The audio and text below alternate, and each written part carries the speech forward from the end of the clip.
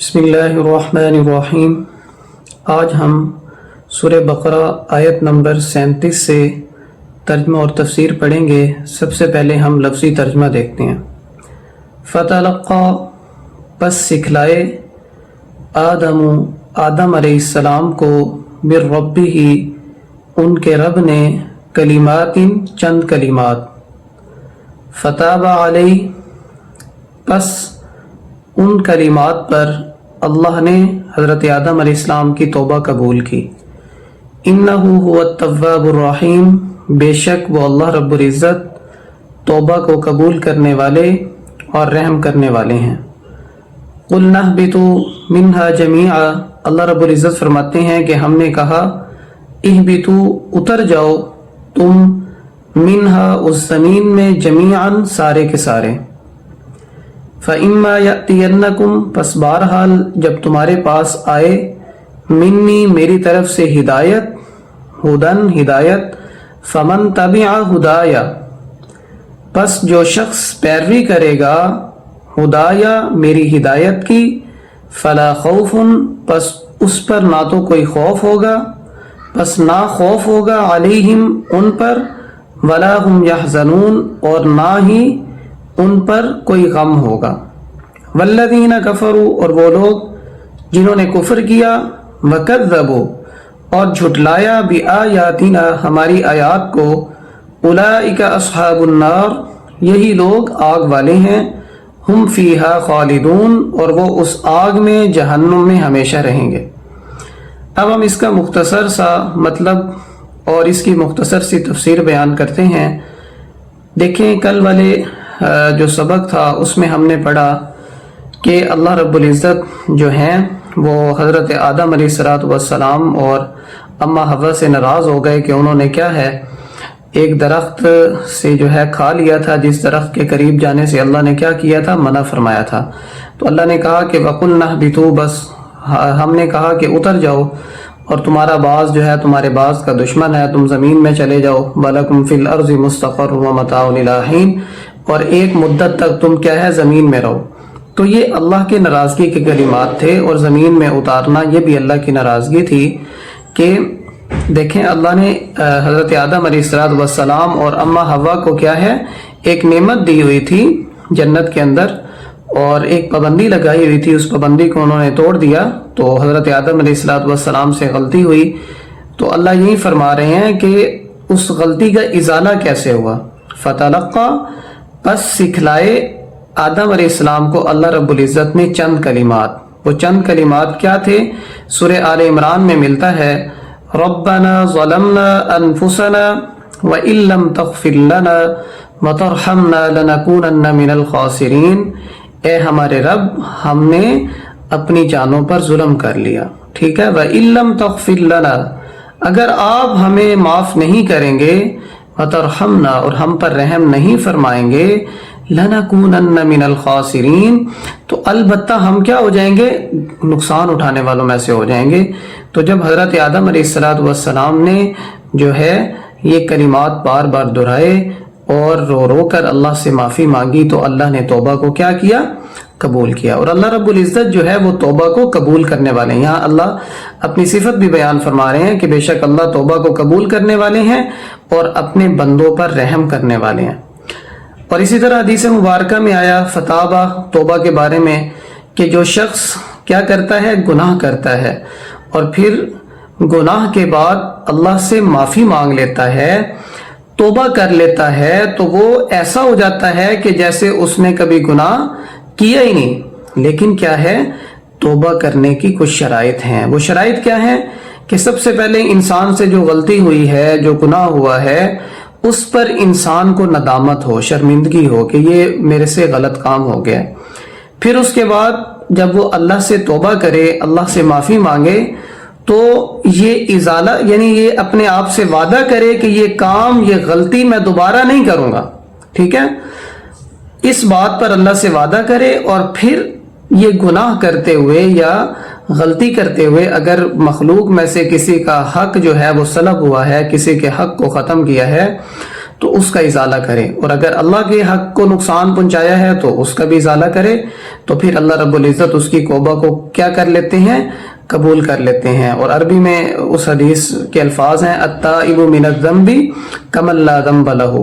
گناہ سے توبہ کرنے والا ایسا ہی ہے کہ جیسے اس نے گناہ نہ کیا ہو۔ تو بہرحال جب حضرت آدم علیہ السلام نے اللہ سے ان کلمات کے ساتھ ربنا ظلمنا انفسنا وان لم تغفر لنا وترحمنا لنکونن من الخاسرین توبہ کی، تو اللہ رب العزت نے توبہ کو قبول کیا۔ اللہ نے فرمایا، ہم نے کہا اہبتو، اتر جاؤ اس زمین میں سارے کے سارے۔ اب دیکھیں اہبتو کا لفظ جو ہے وہ 2 دفعہ استعمال ہوا، ایک دفعہ یہاں پر وقلنا اہبتو، ہم نے کہا اتر جاؤ، تمہارا باز تمہارے باز کا دشمن ہے۔ پھر اللہ نے یہاں پر فرمایا اہبتو، اتر جاؤ اس زمین میں تم سب کے سب۔ تو یہ 2 دفعہ کیوں اللہ نے یہ لفظ دہرایا؟ تو مفسرین فرماتے ہیں کہ جو پہلی دفعہ یہ والا اہبتو ہے، جب یہ اللہ نے کہا تو یہ عام تھا، ٹھیک ہے، کہ تم زمین پر اتر جاؤ۔ تو جب حضرت آدم علیہ السلام اور حضرت اما حوا نے جب کوئی عملی جو ہے وہ صورت نہ دکھائی، یعنی نہ اترے، تو پھر تاکیداً خاص کر کے اللہ نے فرمایا اے بھی تو، میں نے کہا اتر جاؤ، یعنی یہ سختی والا لفظ تھا کہ ابھی تک اس پر عمل درآمد کیوں نہیں ہوا۔ اور پھر جب اللہ نے دوسری مرتبہ کہا تو پھر کیا ہے، عمل درآمد ہو گیا۔ پھر اللہ نے فرمایا باقی اس بارے میں ایک سوال ہوتا ہے کہ حضرت آدم علیہ السلام اور اما حوا کہاں پر اترے، تو اس بارے میں جو تاریخی روایات ہیں وہ بہت ساری ہیں، ٹھیک ہے، ان میں سے جو راجح قول ہے وہ میں ایک آپ کو بتا دیتا ہوں۔ حضرت اما حوا کے بارے میں آتا ہے کہ وہ جدہ میں اتری تھی، اور حضرت آدم علیہ السلام کے بارے میں جو بہت سارے قول ہیں ان میں سے 2 قول ملتے ہیں جو مشہور ہیں۔ ان میں سے ایک قول جو ہے وہ یہ ہے کہ جبل رحمت پر اترے تھے، جس کو جبل عرفات بھی کہتے ہیں، اور دوسرا قول یہ ہے کہ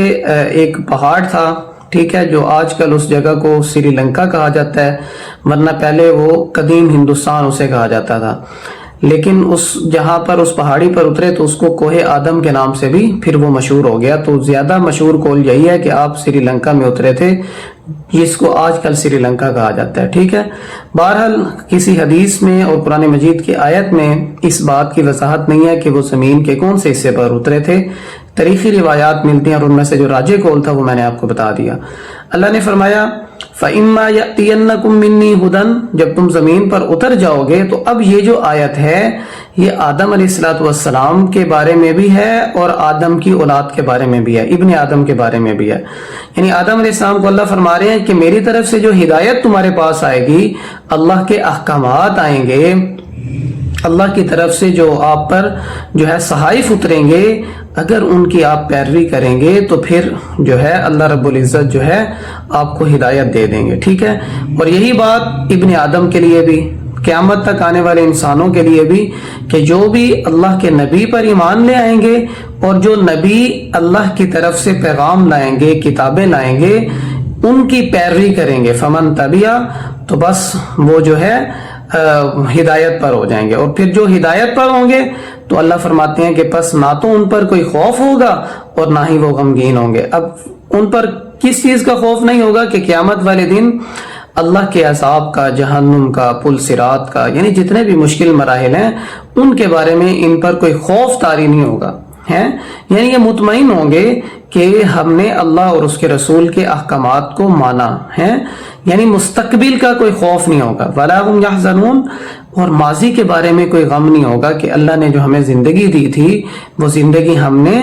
ضائع کر دی، اس چیز کا غم نہیں ہوگا کہ ہم نے اپنی زندگی کو کیا ہے ضائع نہیں کیا، اور ہم نے اللہ اور اس کے رسول کے احکامات کے مطابق زندگی گزاری، اور اس کے انعام میں اللہ ہمیں کیا ہے جنت میں داخل فرمائیں گے۔